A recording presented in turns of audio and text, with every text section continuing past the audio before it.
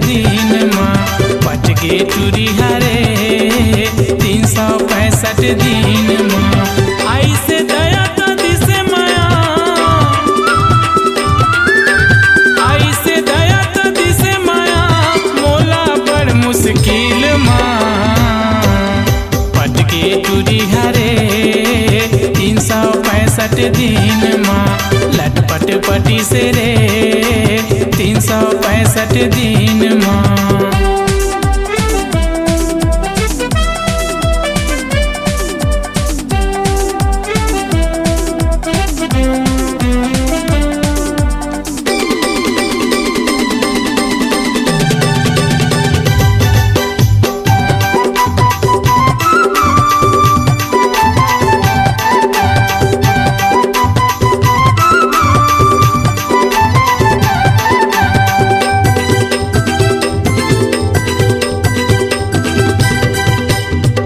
माया के चक्कर माँ काटे हाँ दिन कुआरा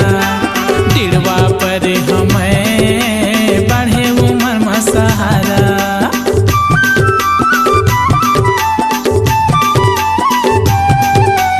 एकर माया के चक्कर माँ काटे हाँ दिन कुआरा डिड़वा पर हमें बढ़े उमर में सहारा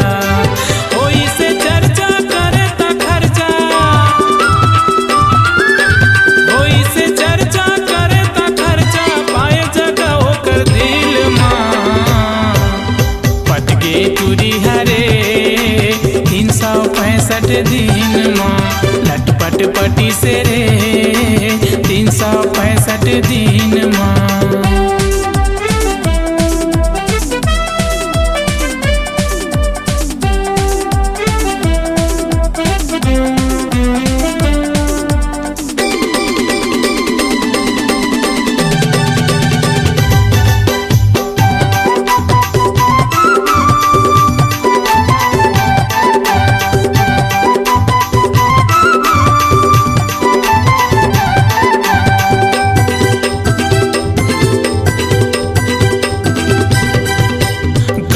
मामूला वही पसंद रही से मीठी जुबानी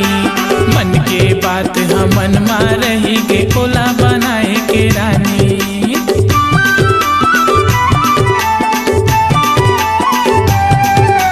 गाँव भर मामूला वही पसंद रही से मीठी जुबानी मन के बात हम मन मा रही के कोला बनाए के रानी नागिन कस बोले मैना कस बोले नागिन कस ढोले मैना कस बोले मोर माया के बाजे बीन माँ पट के टूरी हरे 365 दिन माँ लटपट पटी से रे 365 दिन माँ आई से दया तो दिसे माया आई से दया तो दिसे माया मोला बड़ मुश्किल माँ पट के टूरी हरे 365 दिन माँ लटपट पटी से रे 365 दिन माँ पट के टूरी हरे 365 दिन माँ लटपट पटी से रे 365 दिन माँ पट के टूरी हरे 365 दिन माँ। छत्तीसगढ़ी लोकगीत में वीरेंद्र चतुर्वेदी का एक और नया धमाका गीत ऐसा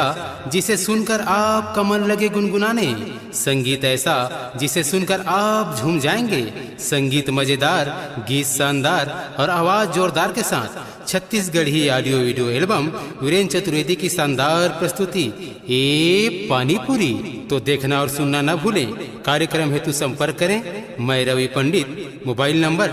8959262959, वीरेंद्र चतुर्वेदी 8463827952। आपकी आवाज ही आपकी पहचान है। यदि आप अपनी आवाज को एक नया आयाम देना चाहते हैं तो चले आइए मल्टी ट्रैक डिजिटल रिकॉर्डिंग के लिए AVM audio video studio, Khamtarai, Raipur. Mobile number 9301523929 और 7869646201। यदि आप नए एवं पुराने गीत सुनना चाहते हैं तो avmgana.com में जाकर गाना फ्री डाउनलोड करें और YouTube चैनल में AVM गाना को सब्सक्राइब करें।